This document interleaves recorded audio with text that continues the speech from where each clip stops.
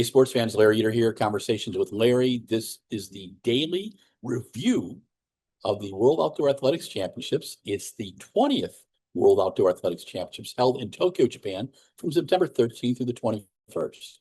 Each day, yours truly will provide a review for you in a tasty coffee bite, as we can say, of all the finals and anything that was, I think is cool and groovy and fascinating for the day. So here we go. And also, just, Conversations with Larry, the reviews of the World Outdoor Championships are sponsored by our friends at Nike. Nike I've been working with Nike since 1985. And this summer, we have worked on some collaborations. One has been the Nike Pre, the USATF, and now the World Championships. So we hope you enjoy it very much and consider Nike in your next footwear purchase at www.nikerunning.com. But as we tell you, go to your local Nike retailer. Support the running culture. Okay, here we go. All right. Day one started out with the men's 35K race walk. That's 21.75 miles. The conditions were horrific. It was 100% humidity in 90 degrees out there on a rolling lap course. Evan Dunphy from Canada won in 2:28.22, telling the media afterwards it was the hardest race of his life, that the last 2K was horrific.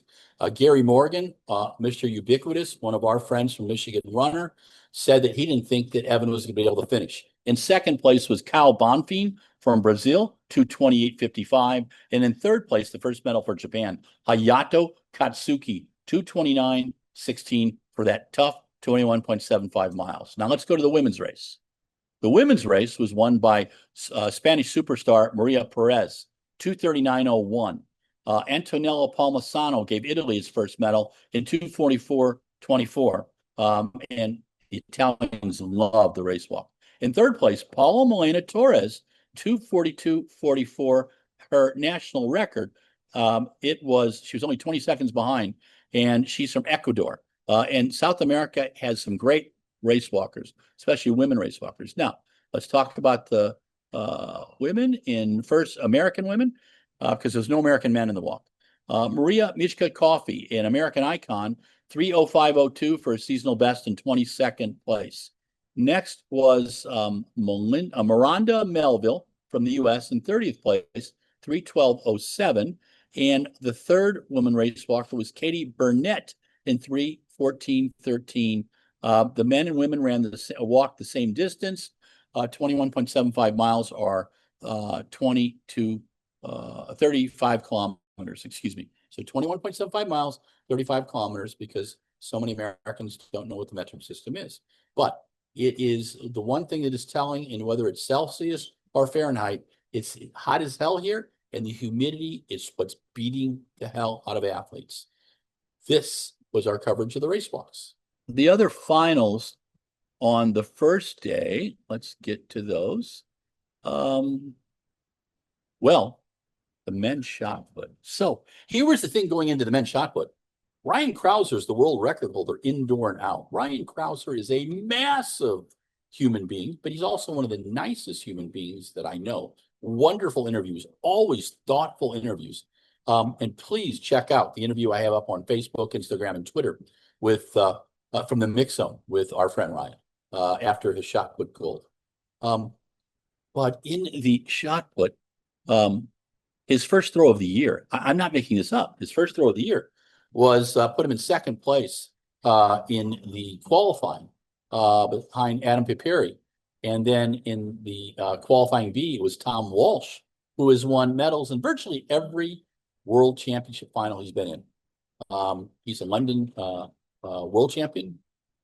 He's won indoor medals infinitum. And I've always had a warm place for Tom Walsh, because back in the middle of COVID, he got up in the middle of the night in New Zealand and put up with 50 minutes of questions with me after working a whole day. I think he was working on his house. But Tom's just a good person. And I interviewed him back in 2015 at the request of his manager, the late Andy Stubbs, who I dearly love and miss terribly. But in the final, oh my gosh, the drama in the final. Ryan Crouser was behind, let's see, old Tom Walsh got out there and threw a good couple good throws. You know, what's 21.77 that he opened up with, and but then Ryan Crouser came in and upped that game a little bit, but he was still under 22 meters. And it wasn't until the fifth round when Uziel Munoz woke everybody up. Ryan was leading with 21.99, and Tom Walsh was at 21.94. And Leonardo Fabri from Italy went to 21.94, but Uriel Munoz went boom. The Mexican shot putter who Ryan complimented after the competition, saying, this guy's really someone to watch. And that's a lot from Ryan, correct? But Uriel went 21.97, a new national record for Mexico. And we'll have Uriel's interview up in Spanish on the site too. Leonardo Fabri, who we interviewed, finished third in 21.94. And heartbreakingly, Tom Walsh at 21.94 as well, but based on his the comparison of throws, the second throw between Leonardo and Tom, Tom just missed the medals, and he was in tears. He was heartbroken, and I feel really bad for him because I really think a lot of Tom. Ryan Crouser came out on top with the only competition he's had this year and the only one he will have this year. His big throw was an answer to Uziel Munoz. He had, been progressing nicely, got up to 21.99, but he knew that won't win. And he said there was rumblings on the floor during the competition that, hey, we can get Ryan, man, And so Ryan came back with a 22.34, his seasonal best. The interview afterwards was most telling. Ryan's had an elbow injury since the Olympics last year. He really tweaked it, and it's gone more from tweak to, he's had to have like an MRI on it where they put the liquid in and check everything out. And he told us that the liquid stuff dripped out. It was pretty screwed up. He's been able to train, but in terms of putting together throws, he hasn't been able to do that. So he had a good idea how he was going to go. He wasn't exactly sure. And because he was competing, Joe Kovac could not, because Joe, as you recall, finished fourth in the U.S. Championships. And even though Joe won the Diamond League, because the U.S. was using their bye, Joe wasn't able to come over here unless Ryan pulled out or one of the other throwers pulled out. Now, Ryan won in 22.34. The next American was in sixth, Adrian Papiri in 21.50. And in seventh place was Josh Owatundi, who won the U.S. champs. And Josh was subpar at 21.14. Scott Lincoln from Great Britain became the first Brit, I believe, since the 1990s to make the final of the men's shot put. So congratulations, Scott. Scott's a good guy. And Konrad Bukowiecki from Poland was ninth in 20.66. And I've watched Konrad compete. I think he was in the Polish military as well. So, little trivia for you. But congratulations to Ryan. That's his third world outdoor title. He won in 222, 23, and now 225. And remember in 219, the greatest shot put competition ever. That was where Kovacs won in 22.95. And then it was Joe Kovac in 22.91 and Tom Walsh in 22.91. And it was interesting in the presser before the event. Lord Coe, president of World Athletics and someone who I like very, very much and think he does a splendiferous job. Splendiferous, if you can't know, is Larry speak for very, very good. But I just like to add a little color to the situation, right? Oh, people are asking me about my shirt. Yes, I was at the Nike Athletic House yesterday, and it was really cool. So they have a place where their athletes can bring their families, can relax, can get new product, can check out product, can get a shave or a haircut or a hairstyling or a manicure or a pedicure and good food. It's in the Ritz-Carlton. It's pretty cool. But so media got a tour of it, and we got these cool shirts. The art is from Japanese street artists, and I told them, I said, if you guys give me a couple of these things, I will wear them. So I got to pick the design. I'm trying to show you the design. It's white Japanese pictograms over a red Japanese design, which is really, really cool. And I'll have some stuff on the site about that. But people were asking about it, so I just wanted to share. So the men's shot put was lived up to, and every championship final lives up to the hype. So we're going to go to the 10,000 now. Now, who the heck can beat Beatrice Chebet? Good friggin' luck, right? So everybody tried, Agnes Jabet Negedic really busted her chops and beat her up, tried to beat her up, but it came down to the last 200 meters. And then Gudaf Segay tried too. Gudaf showed a lot of self-control because Gudaf really doesn't have a lot of self-control. As you recall, Gudaf ran a 350, 1500 a few weeks ago, and she was on the on world record pace until about 200 because that's when she had some problems. And it was very challenging. So the 10,000, it came down to the last 200 meters. It was rather, it wasn't pedestrian. It was a good pace. But Beatrice Chebet took off and won in 37:61. Following her very closely was Nadia Batocleti, equaling her Olympic silver medal with the World Championship silver medal. Now, Nadia is really interesting. She ran a 38:23 for the national record. She is coached by her father. Her favorite distance is the 5,000, but she says she's getting pretty good at the 10. This is her fourth, final in the 10,000. But she's got speed and she knows how to race, and that's the deal. Gudaf Segay, who is someone who is incredible number of medals and a wonderful career. She finished third in 30:39:65. Fourth was Agnes Jebet Negedic in 30:24:66.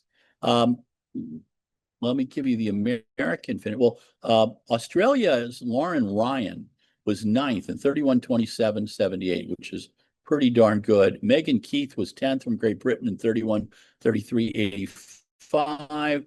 Callie Hogger Thackeray, who's won the Cal International, 31:37:81. First American was 12th. Elise Cranny, 31:40:07. 14th was Emily Infield, 31:47:65. Remember, 10 years ago, back in Beijing, Emily won the bronze medal in the 10,000. And our third American, Taylor Rowe, ran 32:12:19. Again, the conditions were absolutely ape shit, hot and humid. It was really, really challenging to run it. I would rather have a full body check than run a 10,000 in 100% humidity. And when I was running, I think I completed 30 10,000 meters on the track. I never stopped any of them, but boy, did I suck a few times. But I love the 10,000. The 25 laps is a thinking person's distance if you actually turn on your brain. But that doesn't happen because we'll talk about the men's race in a while and you'll get your mind blown. Okay, so let's go to the final event of day one, the mixed 4x4. Now, when the mixed 4x4 started, I wasn't a fan. And I gotta, I'm a little bit of a, traditionalist and a pain in the ass, but get over it, But that's why you guys love me. So it's really hard to beat the US team unless they drop the baton or stop for a sandwich. But the Netherlands, the Dutch really tried, and they gave it their all. But it was the US team with Bryce Deadman, who I'm quite impressed with, Lena Irby Jackson, and I love Lena. Genoa McIver, haven't met Genoa yet, and Alexis Holmes interviewed at the US Indoor. But they ran 3:08:30, a new championship record. And, this shows the strength of the men and women's 400 teams for these countries. In second place was our friends from the Netherlands, Eugene Omala, Leaky Klaver, Jonas Vilfers, excuse me. Sorry, Jonas. I'll practice next time. And Femke Bol. And Femke ran a very steady, smart, focused leg. They ran 309.96, their seasonal best. In Budapest, remember, she collapsed. She overexerted herself in that heat. She ran smart here. Third place, our friend Dylan Borley from the famous Borley family started it off. I think he's the only one of the Borley family that's still running anymore. Someone correct me on that. Inke Verviat, Alexander Doom, total Studsville indoors, and Helena Poinet, 3:10.61. So it was the US, then the Netherlands, then Belgium for the medals in the mixed zone 4x4. That's for September 13th, 2025, day one of the World Outdoor Athletics Championships. Our coverage of the reviews of the World Athletics Championships are sponsored by our friends at Nike and Nike Running. Check them out at NikeRunning.com. I humbly suggest the Pegasus Plus for high schoolers, the Vomero Plus for marathon runners, roadies, people who like a lot of cush. And I just saw my first pair of Vomero Premiums, and they are righteous. Now, I'll have a couple pair of those when I get back to the farmhouse in Port Atkinson, and I'll be sharing with you about that. But this is Larry Eater for day one of the U.S. Outdoor Championships. Or not U.S. Outdoor Championships, the World Outdoor Athletics Championships. Boy, sometimes do I screw it up. But this is Larry Eater for day one of the World Outdoor Athletics Championships, the 20th version in Tokyo, Japan, held from September 13th to 21st. And this is day one review.